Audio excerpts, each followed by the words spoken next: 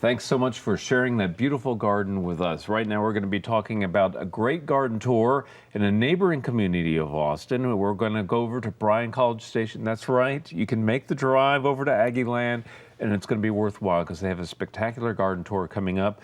It's the Brazos County Master Gardens Tour, and I'm joined by Karen Doobie and Charla Anthony. And thanks so much for being with us.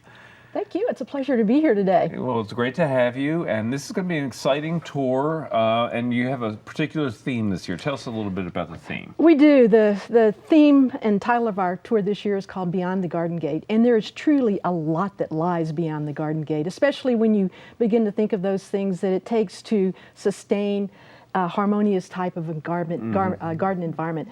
And those things are nurturing, and it's water, it's nourishment, and it's about habitat. Okay. And a lot of emphasis on sustainability and the nourishment of both the gardener and the garden itself. Exactly. Right. Well, it's a really nice assortment of gardens. Let's start by talking about one that would look very foreign here in Austin, and this is a wildlife habitat garden that's set in a post oak forest filled with yaupon and other natives. It is. These gardeners have high regard and respect nature, and they essentially wanted it in their backyard, and they do. This is a certified wildlife habitat garden. They also do rainwater capture. They have a bat house to attract bats and feed birds, hummingbirds, all the migrating birds that come through the area. Right. Well, it's 5.5 acres, so it's significant size. It is, but they've embraced the site. Much of the natural habitat that was there, the trees, the yaupon, some post oaks, water oaks, a lot of American beautyberry, some of our wonderful native understory have been retained, and they're all part of that garden. Okay, and they do a lot of rainwater harvesting here, right? They do quite a bit of rainwater harvesting. In fact, it's a passion as well as composting for this gardener. And the rainwater harvesting system drives the drip irrigation system. So it's a really unique way to see how you can capture water from the roof, hold it in a tank, and then get it back out into the garden again through a drip irrigation system. Well, this is, again, I love the log cabin look of the house, and the woodland setting seems to go together beautifully. It looks like it's going to be a great destination. The tour is happening on October 24th, and so this is a Saturday, a nice day for folks to get out and drive over or drive around if you're in the area. Tell us a little bit about how people can access information about the tour. Well, you can go to our website, www.brazosmg.com. And the website is full of all sorts of information, information about our tour. We have online ticket sales, so you can purchase the tickets online. The website, in addition, describes each of the gardens that we have on display, the 4 private gardens, as well as our dig or demonstration idea garden that we have there in Bryan. And then there's a plethora of information regarding gardening, whether it's about water conservation, plant types, how to build a garden box. It's a website that will guide you through your gardening experience. Oh, that's great. Well, the Master Gardeners are so great about providing quality information. That's one thing we love about that whole program across the state. Now let's talk about another one of the gardens. There is a rescue plant garden on tour, and they're completely different from the habitat garden. And I love the kind of the idea behind this garden. It is an exceptional garden, an exceptional and unusual idea. All of us have seen at the nursery when we're plant shopping the shelf that has some plants that appear, they're on their last breath. Right. This gardener literally rescues those, he and his wife. And the garden is a small urban site, so many of us have gardens and spaces of that same size. So I think that that'll be appealing to a lot of people to see what they've done with this site.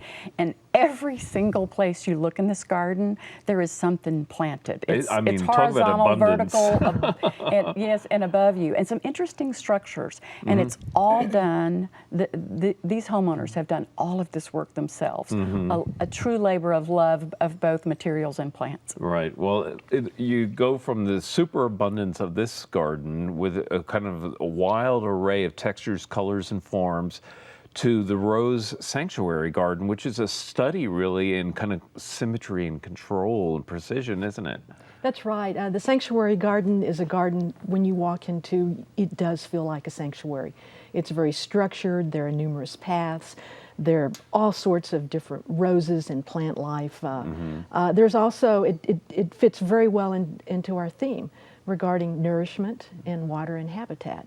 There's a 5,000 gallon rain collection tank. And again, this system in the yard is driven totally by drip irrigation provided through this rainwater tank. So that's so cool. I mean, a lot of people think of rose gardens and they think of heavy water consumption, but they're doing this entirely driven through rainwater harvesting. That's It's correct. remarkable. And what I love about this garden is it feels like a classical European garden. Very much so. It's very structured, and the garden owner has spent a great deal of time planning the garden and implementing the planting structures and the life in it. Yeah, well, it's like a little visit to France in Central Texas, and that's the Sanctuary Rose Garden.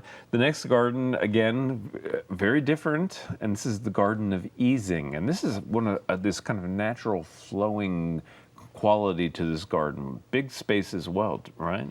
Lots of big spaces. And the dilemma with this garden that the garden owner had was drainage. So we talked about before, water can be a blessing, but water can also be something very destructive. And so he's harnessed the power of water in his garden to use it in a way that has provided the structural elements of design, but as well as the water flows through his garden to provide nourishment for the garden and a source of water. So there are all sorts of dry creek beds, there are swells, there are berms, and all of this is encompassed again by planting schemes where vegetables are incorporated into the flowers. It's a garden of ease, a garden that doesn't require a lot of work. And I think when you walk through this garden, you'll see that it's a garden that you can truly enjoy. Right. Well, I love there are some long perspectives on this garden, and you can get the sense of, it's not just a garden, it feels like a real landscape unto itself. It does. Much of the natural setting, again, has been maintained, and it's a considerable size property. So there's little nooks, I'll call them, contemplating or sitting and watching, observation, little benches here and there, and visitors, if they wish, can walk through the forest. Much of it's been retained, and of course it has all the habitat there. It is a very easing, as we've named it, peaceful, tranquil setting. And beautiful stonework too, I noted. Very much so. Yes, and the stonework, a lot of that, it's functional, but it helped to address some of the water and the erosion issues that the gardener faced. Well, it's always great to see that native Texas limestone put to good use, and it's certainly in the case in this garden. And there's also the demonstration garden for the Master Gardeners. And this is a part of the Master Gardening program, again, that educational component. It is. Our goal is to extend knowledge and help solve problems. And we know in Texas that you need to know about gardening in your specific area. And so the purpose of that garden is to demonstrate what to plant, how to do it, and many earth-kind practices, we call them, that are all sustainable. So Right. in the garden, we have a rainwater capture system. You can see and observe that, how it functions. It's a little over 6,000 gallons. The entire garden is fed by that rainwater through drip irrigation. Right. We have a composting demonstration. We want to try and preserve landfills, keep green waste out of them. There's going to be a neat activity for the kids too, right? There is, and Karen may want to talk about that. Real This is a briefly. real fun. Well, it's a great activity. The focus is to immerse children into the garden through a pollinator hunt. And so the children will search the garden to find the different pollinators, and again, to reinforce the importance of pollinators in our garden systems. So it's a family-friendly event. Bring the kids. Very much so. And Very much so. Should be a great day in Bryan College Station. We really appreciate you coming over to Austin. I know it's hard for some people from College Station to come to the Orange Land, but we appreciate you making the trip. We were So glad to be good here. luck on the garden tour. It's happening again on October 24th, and it was a real pleasure having you all on the show. Real pleasure to be here. We look Thank forward you. to y'all coming back next year. Thank you very All right, much. We hope so. okay. And then coming up next is our friend Daphne.